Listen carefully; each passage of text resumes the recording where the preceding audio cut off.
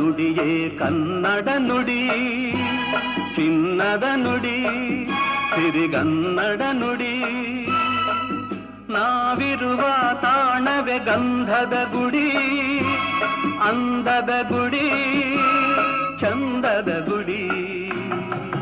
ನಾವಾಡುವ ನುಡಿಯೇ ಕನ್ನಡ ನುಡಿ, ನಾವಿರುವ ತಾಣವೇ ಗಂಧದ ಗುಡಿ, ಅಂದದ ಗುಡಿ, ಗಂಧದ ಗುಡಿ, ಚಂದದ ಗುಡಿ, ಶ್ರೀಗಂಧದ ಗುಡಿ.